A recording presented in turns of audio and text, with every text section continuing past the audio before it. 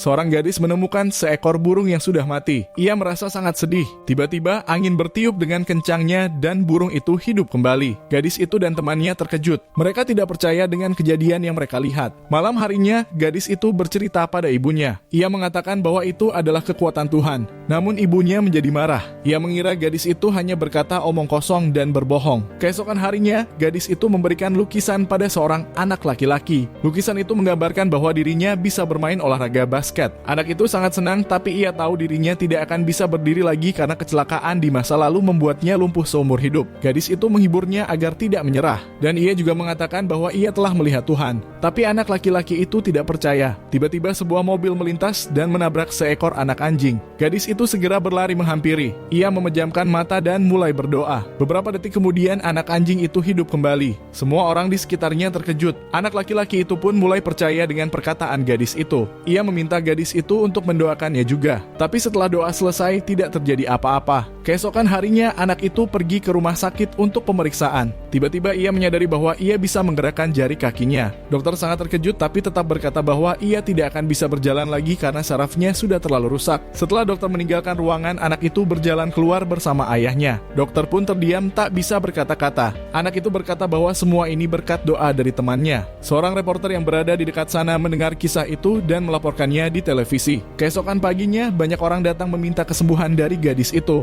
Orang tua gadis itu mulai khawatir. Ayahnya berkata, jika kamu menyelamatkan mereka, kamu tak akan lagi menjadi gadis biasa karena orang-orang akan terus datang dan mengganggu hidupmu. Namun gadis itu tetap melangkah keluar. Ia mendekati seorang gadis buta, menggenggam tangannya dan mulai berdoa. Saat gadis buta itu perlahan melepas kacamatanya, secara ajaib penglihatannya kembali. Kemudian ia mendoakan seorang anak laki-laki yang cacat. Anak itu pun langsung bisa berdiri dengan cepat. Semua orang tak percaya dengan apa yang mereka lihat. Namun tenaga gadis itu menjadi semakin lelah. Akhirnya ia pun pingsan. Ketika kakeknya mendengar kabar itu, ia pergi ke danau dan memohon pada Tuhan. Ia meminta agar Tuhan menyelamatkan cucunya meski harus menukar nyawanya sendiri. Di saat yang sama, semua orang di rumah sakit mendoakan gadis itu. Kemudian ayahnya menemukan sebuah lukisan. Ternyata gadis itu sudah meramalkan bahwa dirinya akan pergi ke surga. Saat semua orang tenggelam dalam kesedihan, adik perempuannya menemukan lukisan lain. Lukisan itu menunjukkan Tuhan mengirimkan gadis itu kembali ke bumi. Dan benar saja, gadis itu tiba-tiba terbangun. Tuhan tidak akan mengambil seseorang yang begitu baik. Sekarang pertanyaannya, apa yang akan kamu lakukan jika punya kekuatan ini?